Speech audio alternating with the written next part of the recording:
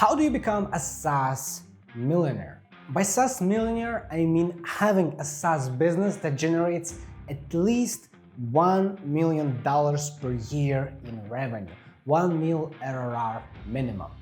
And today I want to talk not about the tips, tricks, small tactics that we usually talk about. Today I want to focus on fundamentals.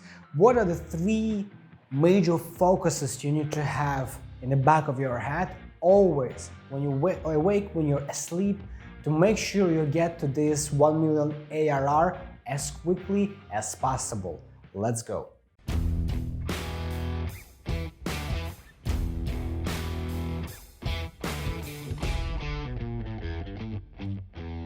The first fundamental principle on growing your SaaS company to 1 million ARR is focusing on your LTV, on your customer lifetime value. And you hear that all the time, but how do I actually focus on that? How do I actually grow my LTV, right, Vlad? Well, this is pretty simple. You need to think of a value ladder, ascension, from the smallest package you can possibly offer to the highest end product you can actually deliver yourself, right? And in SaaS industry, it usually starts from a self-service.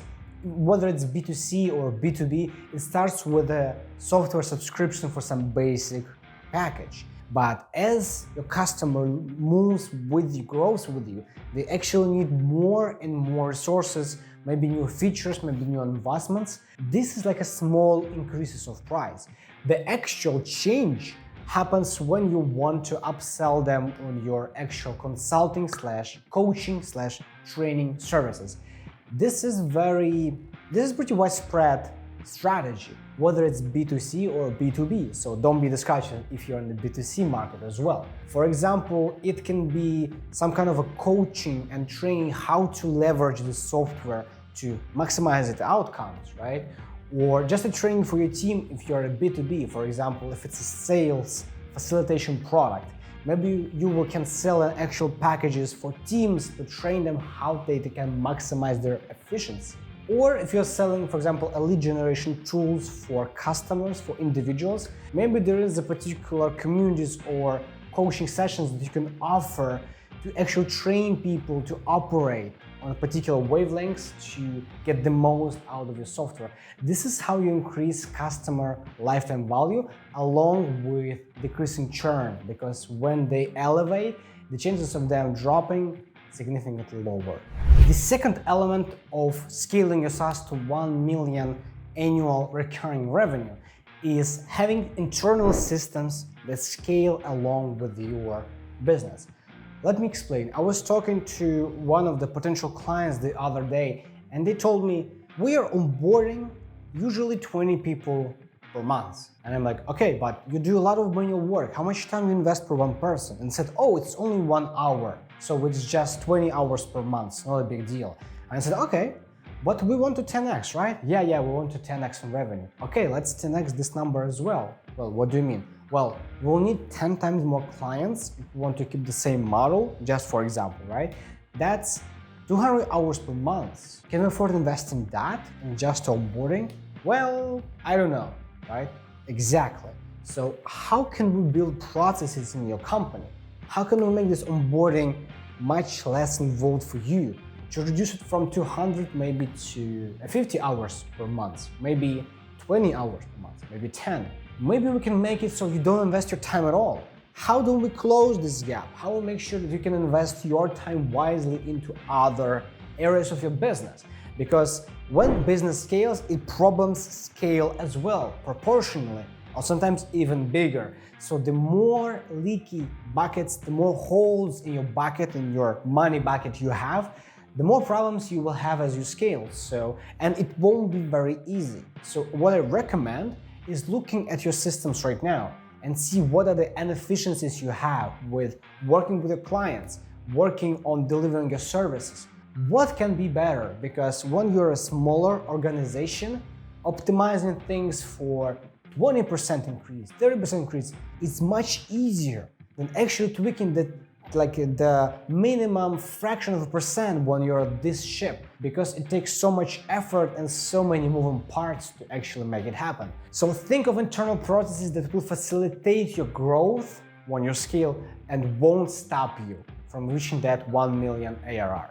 The third component of becoming SaaS millionaire is operating in your zone of genius.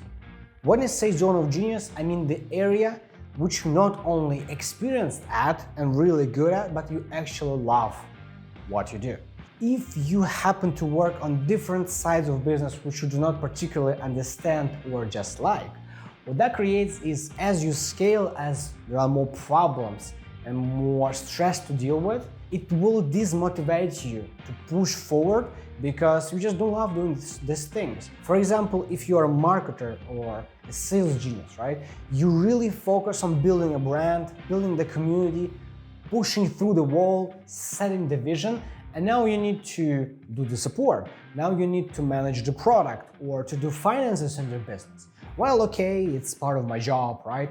But at this stage, at the smaller stage, you still can afford doing that because there's not so much stress, there's not so much work to do.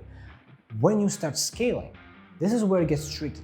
This is where if you don't change your behaviors, if you don't start operating exclusively in your zone of genius, bad things will happen to your health, simply because you cannot operate 10x more effectively while doing the same job at scale, while you're doing things you don't like. And in order for this to work, you need to have a team in place that can replace you on those positions, that can do the job that you hate to just do not know how to do, or even better, have some partner. For example, if you are a marketing genius and working on your SaaS product, maybe, just maybe, it makes sense to partner with someone with a technical mindset. They can take care of the technical sides, or vice versa. If you're a tech founder and you just don't happen to just appreciate marketing yourself, you're just not a marketing guy, as they say it, right? It's a wrong way of saying this, but what it means is you can achieve much more if you just laser focused on technology, right? Maybe it makes sense to partner with someone who's a genius on the marketing side. What that creates is a very beneficial cycle of them focusing on their zone of genius and on yours. When you fit with your partner like a glove, this is what creates scalability, and you just have to have it in place in order to become a SaaS millionaire. Without it, it's going to be a lot of trouble. What are the other elements you see on your SaaS journey or on other people's journeys that prevent people to get to $1 million ARR? Share with me in the comments. I'm getting this from talking to other SaaS founders on my podcast, and I want to invite you as well if you have something to share. So please share your thoughts in the comments. If you enjoyed this content, make sure to like this video and subscribe to my channel, because there's much more videos like this to come. Until next time, I will see you in my next video.